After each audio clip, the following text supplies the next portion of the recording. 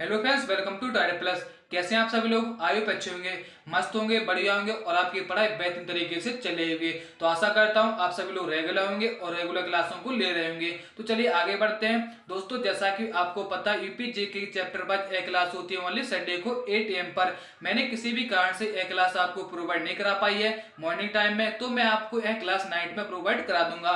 और Hindi chapter wise ए class होती है 9 AM पर मंडे टू सैटरडे। और महत्वपूर्ण topic GK GS a class होती है 2 PM पर मंडे टू सैटरडे। मैं दोस्तों आज आपको जीके जीएस की क्लास आपको प्रोवाइड करा रहा हूं। मैं आपको इसे नाइट में प्रोवाइड करा दूंगा, सिर्फ यही क्लास मैं आपको प्रोवाइड कराऊंगा।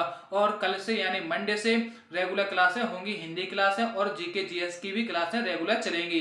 जैसा कि आपका टाइम पता है कि 9 AM पर हिंदी क्लास होती है और 2 PM पर महत्वपूर्ण टॉपिक जीके जीएस की क्लास। तो आप कल से आप रेगुलर होंगे, आशा करता हूँ। और दोस्तों जैसा कि आपको पता है इस क्लास की पीडीएफ आप मेरे टेलीग्राम चैनल से डाउनलोड कर सकते हैं। टेलीग्राम की लिंक वीडियो के डिस्क्रिप्शन में डली है, वहां जाकर आप और सभी क्लासों की भी पीडीएफ प्राप्त कर सकते हैं। तो चलिए क्लास को शुरू करते हैं बिना देरी के।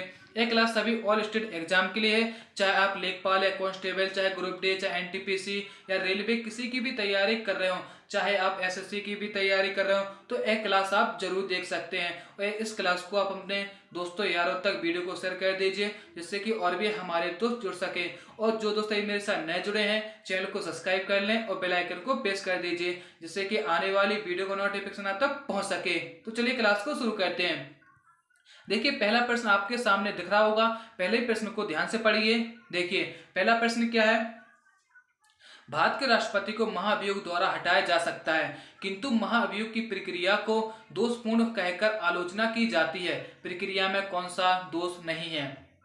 बताइए। आपको 4 ऑप्शन दिए गए। पहला ऑप्शन क्या है, राष्ट्रपति के निर्वाचन में राज्य विधानसभा के सदस्य भाग लेते हैं, किंतु महाभियोग प्रक्रिया में उन्हें किसी भी प्रकार का अवसर नहीं दिया गया है। बी ऑप्शन, महाअभियोग में व्यवस्था है कि संसद का एक सदन आरोप लगाएगा और दूसरा सदन आरोप की जांच करेगा। इसमें यह स्पष्ट है कि सदन स्वयं जांच करेगा या किसी अन्य से जांच कराएगी। ठीक। सी ऑप्शन को ध्यान से पढ़िए।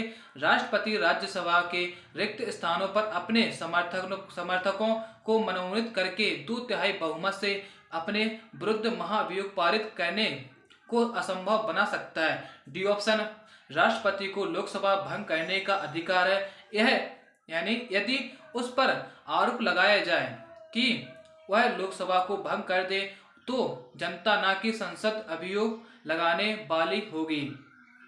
बताइए कौन सा हमारा सही उत्तर हो जाएगा? तो इसका उत्तर हो जाएगा सी। दोस्तों पहला ही प्रश्न काफी बड़ा प्रश्न है, अच्छा प्रश्न है। चलिए नेक्स्ट, यानी हमारा ऑप्शन क्या हो जाएगा? सी। चलिए नेक्स्ट प्रश्न की ओर दोस्तों जल्दी से बताते जाइए। देखिए ध्यान से पढ़िए। राष्ट्रपति को निम्नलिखित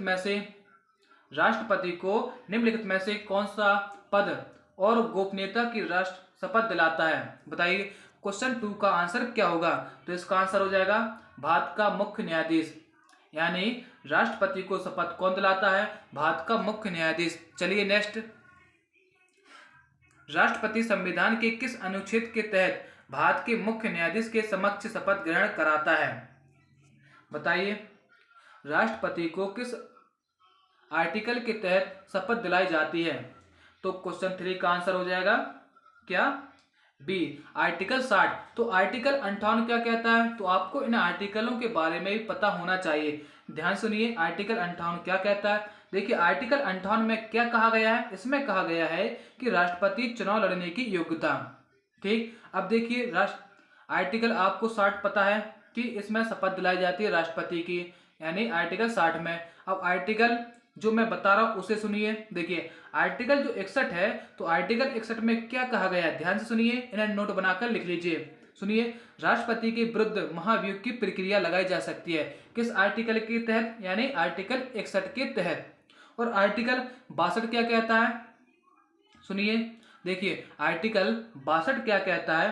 तो यह कहता है राष्ट्रपति के खाली पद को भरने के लिए चुनाव का आयोजन। यानी अगर राष्ट्रपति का खाली पद है तो वह किस आर्टिकल के तहत भरा जाता है? तो वह भरा जाता है किसके तहत? 62 के तहत, आर्टिकल 62। आ गया समझ? आशा करता हूं। चलिए नेक्स्ट प्रश्न की ओर देखिए। मुख्य न्यायाधीश की अनुपस्थिति में राष्ट्रपति किसके समक्ष शपथ लेता है? अगर मुख्य न्यायाधीश नहीं है तो राष्ट्रपति किसके समक्ष शपथ ले सकता है? बताइए। क्वेश्चन 4 का आंसर क्या हो जाएगा? सर्वोच्च न्यायालय या वरिष्ठ न्यायाधीश। ठीक आया समझ? अगर राष्ट्रपति को शपथ दिलानी है, अगर मुख्य न्यायाधीश नहीं है तो इसे शपथ कौन दिला सकता है? सर्वोच्च न्यायालय का वरिष्ठ न्यायाधीश। चलिए नेक्स्ट प्रश्न की ओर बढ़ते हैं। नेक्स्ट प्रश्न क्या है? यदि राष्ट्रपति और उपराष्ट्रपति दोनों देश से बाहर हों, यदि राष्ट्रपति और उपराष्ट्रपति दोनों देश से बाहर हों तो उस स्थिति में उनके कार्यभार को कौन ग्रहण करेगा? बताइए। राज्यपाल या प्रधान सेनापति या सर्वोच्च न्यायालय के मुख्य न्यायाधीश या प्रधानमंत्री? तो क्वेश्चन 5 का आंसर क्या होगा? सी। चलिए नेक्स्ट क्वेश्चन 6 को ध्यान से पढ़िए। क्या है दोस्तों? आज का आपका टारगेट है 1000 लाइक करवाने का, प्लस देखिए आपका टारगेट क्या है दोस्तों? आपका टारगेट है 1000 लाइक करवाने का और अपने दोस्तों तक वीडियो को शेयर भी करने का आपका टारगेट है, और मेरा टारगेट है आपका सिलेबस कंप्लीट करवाने का। ठीक दोस्तों, आप चिंतित मत होइए, मैं आपका सिलेबस आपका कंप्लीट करा दूंगा। कब? 19 जून तक। ठीक दोस्तों, चलिए नेक्स्ट क्वेश्चन 6 का आंसर आपने बता दिया होगा, आशा करता हूं। बताइए क्या है? देखिए इसका आंसर क्या हो जाएगा? शायद पढ़ा नहीं है, इसे दोबारा रिपीट करता हूं, पढ़िए से। भारत का राष्ट्रपति अपना न्यायपत्र यानी भारत का राष्ट्रपति अपना न्यायपत्र किसे संबोधित करता है? तो उपराष्ट्रपति। चलिए नेक्स्ट, राष्ट्रपति के त्यागपत्र की सूचना उपराष्ट्रपति किसको देता है? राष्ट्रपति के त्यागपत्र की सूचना उपराष्ट्रपति किसको देता है? तो क्वेश्चन 7 का आंसर क्या होगा? सी, लोकसभा अध्यक्ष को। चलिए नेक्स्ट, एक ही समय में यदि राष्ट्रपति और उपराष्ट्रपति दोनों का पद रिक्त हो जाए तो राष्ट्रपति के कृत्यों का यानी कार्यों का निर्वहन कौन करेगा? बताइए। भारत का महान्यायवादी या भारत का मुख्य न्यायाधीश या लोकसभा अध्यक्ष या राज्यसभा का वरिष्ठतम सदस्य? बताइए। देखिए क्वेश्चन 8 का आंसर हो जाएगा बी, भारत का मुख्य न्यायाधीश। चलिए नेक्स्ट दोस्तों, जल्दी से बताते जाइए इनका आंसर क्या होगा। यदि मृत्यु, त्यागपत्र अथवा हटाए जाने की स्थिति में भारत के राष्ट्रपति का पद रिक्त हो जाए तो उस पद का कार्यभार कौन संभालेगा? बताइए। तो क्वेश्चन 9 का आंसर क्या हो जाएगा? उपराष्ट्रपति। ठीक, चलिए नेक्स्ट देखिए क्वेश्चन 10, जब राष्ट्रपति मृत्यु या त्यागपत्र या पदच्युत यानी पदयुक्त का अन्य कारणों से अपने कर्तव्य को नहीं निभा सकता तो उपराष्ट्रपति कितने समय तक राष्ट्रपति के रूप में कार्य करता है? बताइए। 5 या 1.5 वर्ष या 1 वर्ष या 6 वर्ष यानी 6 माह। तो इसका आंसर क्या होगा? तो 6 माह तक राष्ट्रपति के पद को संभाल सकता है कौन? उपराष्ट्रपति। चलिए नेक्स्ट, निम्नलिखित में से कौन से राष्ट्रपति पूर्व में केंद्रीय गृह मंत्री थे? बताइए। बीबी गिरी या ज्ञानी जैल सिंह, डॉक्टर जाकिर हुसैन या आर वेंकट रमन? बताइए। क्वेश्चन 11 का आंसर क्या होगा? तो इसका आंसर हो जाएगा बी, ज्ञानी जैल सिंह। चलिए नेक्स्ट, भारत के राष्ट्रपति निर्वाचित होने से पूर्व निम्न में से कौन उपराष्ट्रपति नहीं थे? बताइए, जल्दी बताइए इसका आंसर क्या होगा? तो क्वेश्चन 12 का आंसर हो जाएगा डी, ज्ञानी जैल सिंह। चलिए नेक्स्ट, भारत के चौथे राष्ट्रपति कौन थे? बताइए। भारत के प्रथम राष्ट्रपति कौन थे? आप इसका भी उत्तर बताइए, और चौथे राष्ट्रपति बताइए कौन थे। तो पहले सुनिए, चौथे राष्ट्रपति कौन थे? तो इसका उत्तर हो जाएगा बीबी गिरी, और प्रथम राष्ट्रपति कौन थे? डॉक्टर राजेंद्र प्रसाद। चलिए आगे बढ़े। चलिए नेक्स्ट, सबसे लंबे समय तक भारत के राष्ट्रपति रहे? बताइए। सबसे लंबे समय तक भारत के राष्ट्रपति कौन रहे? तो इसका उत्तर क्या होगा? डॉक्टर राजेंद्र प्रसाद या डॉक्टर एस राधाकृष्णन या डॉक्टर जाकिर हुसैन या बीबी गिरी? तो इसका आंसर हो जाएगा, इसका आंसर हो जाएगा ए, डॉक्टर राजेंद्र प्रसाद। इनका सबसे लंबा कार्यकाल रहा, ठीक है, राष्ट्रपति के रूप में। चलिए नेक्स्ट, भारत का राष्ट्रपति चुने जाने वाले प्रथम और कांग्रेसी उम्मीदवार कौन थे? तो इसका आंसर हो जाएगा जाकिर हुसैन। चलिए नेक्स्ट, क्वेश्चन 15 का आंसर क्या हो जाएगा? सॉरी, क्वेश्चन 15 का आंसर क्या होगा? बीबी गिरी, ठीक। और चलिए देखिए 16 को देखिए ध्यान से। भारतीय राष्ट्रपति के सर्वसम्मति से चुने जाने का अभी तक एकमात्र उदाहरण है। ध्यान से पढ़िए, भारतीय राष्ट्रपति के सर्वसम्मति से चुने जाने का अभी तक एकमात्र उदाहरण है। बताइए कौन है? तो इसका आंसर हो जाएगा नीलम संजीव रेड्डी। चलिए नेक्स्ट, निम्नलिखित में से कौन अब कभी भारत का राष्ट्रपति नहीं बना है? बताइए वह कौन महान व्यक्ति है जो कि अभी तक भारत के राष्ट्रपति नहीं बने हैं? देखिए इसका आंसर क्या हो जाएगा? सी राजगोपालाचार्य। चलिए नेक्स्ट, स्वतंत्र भारत के प्रथम राष्ट्रपति कौन थे? बताइए स्वतंत्र भारत के प्रथम राष्ट्रपति कौन थे? तो इसका आंसर क्या होगा? सरदार वल्लभ भाई पटेल या डॉक्टर राजेंद्र प्रसाद या डॉक्टर एस राधाकृष्णन या पंडित जवाहरलाल नेहरू? तो इसका आंसर हो जाएगा डॉक्टर राजेंद्र प्रसाद। चलिए नेक्स्ट, निम्नलिखित में से कौन लगातार 2 बार राष्ट्रपति बन चुके थे, यानी बने थे? बताइए लगातार 2 बार राष्ट्रपति बनने वाले कौन हैंगे? कौन है बताइए? डॉक्टर राजेंद्र प्रसाद या डॉक्टर एस राधाकृष्णन या डॉक्टर जाकिर हुसैन या ए और बी? देखिए तो इसका आंसर क्या होगा? ए, डॉक्टर राजेंद्र प्रसाद लगातार 2 बार राष्ट्रपति बन चुके हैं, ठीक।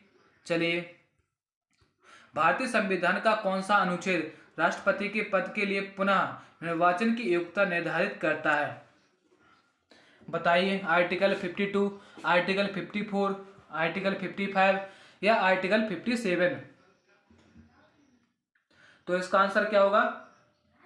आर्टिकल 57। चलिए नेक्स्ट, संविधान के उल्लंघन के लिए राष्ट्रपति के विरुद्ध अभियोग कार्यवाही किसमें शुरू की जा सकती है? तो किसमें की जा सकती है? संसद के किसी भी सदन में। चलिए नेक्स्ट, राष्ट्रपति को हटाया जा सकता है। बताइए दोस्तों, जल्दी बताइए इसका उत्तर क्या होगा? तुरंत प्रभाव से राष्ट्रपति को हटाया जा सकता है। बताइए, अविश्वास प्रस्ताव लाकर या संविधान संशोधन से या कानूनी कार्रवाई से या महाअभियोग द्वारा? तो इसका आंसर क्या होगा? अगर राष्ट्रपति पर महाअभियोग लगा दिया जाए तो वो है पद से हट जाएगा। चलिए नेक्स्ट, राष्ट्रपति पर महाअभियोग किस आधार पर लगाया जा सकता है? देखिए आपने पहला प्रश्न क्या पढ़ा है कि राष्ट्रपति को हटाया जा सकता है किसके आधार से? महाअभियोग लगाकर। तो बताइए राष्ट्रपति पर महाअभियोग किस आधार पर लगाया जा सकता है? इन्हीं प्रश्नों में आप एकदम क्लियर भी हो रहेंगे और आपको समझ में आ रहा होगा। बताइए राष्ट्रपति पर महाअभियोग किस आधार पर लगाया जा सकता है? किसी भी आधार पर, या संविधान के अतिक्रमण कहने पर, या राज्य विधानसभा को भंग करने पर, या उपराष्ट्रपति को राष्ट्रपति बनाने पर? तो इसका आंसर क्या होगा?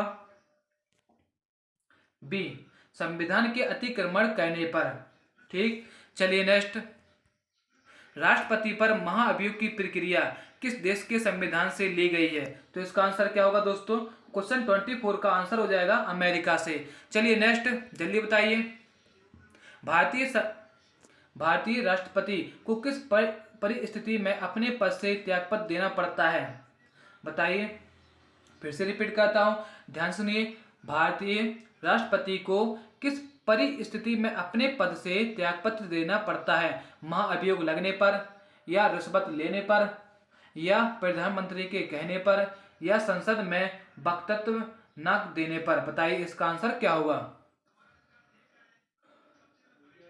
तो इसका आंसर होगा ए, महाअभियोग लगने पर। चलिए नेक्स्ट, कार्यकाल पूर्ण होने पर पहले भारत के राष्ट्रपति को उनके पद से कौन हटा सकता है? कार्यकाल पूर्ण होने पर पहले भारत के राष्ट्रपति को उनके पद से कौन हटा सकता है? बताइए इसका आंसर क्या होगा? तो इसका आंसर हो जाएगा संसद द्वारा महाअभियोग लगाकर। चलिए नेक्स्ट देखिए, ध्यान से पढ़िए। नेक्स्ट प्रश्न क्या है? राष्ट्रपति पर महाअभियोग का आरोप एक संकल्प के रूप में संसद के किसी भी सदन में लाया जा सकता है। यह कम से कम कितने दिन की लिखित सूचना के बाद प्रस्तुत किया जाना चाहिए? बताइए दोस्तों, आपको आता होगा इसका उत्तर, तो बताइए, आसानी से बताइए, जल्दी बताइए क्या उत्तर होगा इसका। तो इसका उत्तर हो जाएगा 14 दिन। चलिए नेक्स्ट,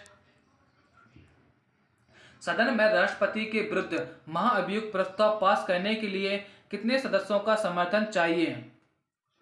बताइए, 2/3 या 2/3 या बहुसंख्यक सदस्य या विशेष बहुमत? तो बताइए इसका आंसर क्या होगा? तो इसका आंसर हो जाएगा बी, यानी सदन के कुल सदस्यों में से कम 2/3 सदस्य होना चाहिए। चलिए नेक्स्ट, भारत के राष्ट्रपति को कार्य अवधि की समाप्ति के पूर्व भी पद से हटाया जा सकता है। बताइए, भारत के राष्ट्रपति को कार्य अवधि की समाप्ति से भी पूर्व हटाया जा सकता है। बताइए कौन हटा सकता है? तो सत्ताधारी राजनीतिक दल द्वारा या प्रधानमंत्री द्वारा या महाअभियोग द्वारा या न्यायालय में ट्रायल द्वारा। तो इसका आंसर क्या होगा? महाअभियोग द्वारा। यानी कहने का सिर्फ यही मतलब है प्रश्नों का कि इन पर यानी राष्ट्रपति पर महाअभियोग लगा दिया जाए तो वह राष्ट्रपति पद से हट जाएंगे। तो चलिए नेक्स्ट, और इस क्लास का अंतिम प्रश्न देखिए, किसी व्यक्ति के राष्ट्रपति के रूप में चुनाव को अवैध घोषित किए जाने की स्थिति में उनके द्वारा अपना चुनाव अवैध घोषित किए जाने के पूर्व के कृत्यों की क्या संवैधानिकता होगी? देखिए पढ़िए, ऑप्शनों को पढ़िए। देखिए, तो इसका आंसर क्या होगा? यह कृत्य विधिमान्य होंगे। दोस्तों, आपको कैसा लगा टॉपिक? आशा करता हूं आप सभी लोगों को अच्छा लगा होगा। तो दोस्तों, वीडियो को लाइक कीजिए, शेयर कीजिए और मुझे कमेंट करके बताइए आपको वीडियो कैसी लगी है।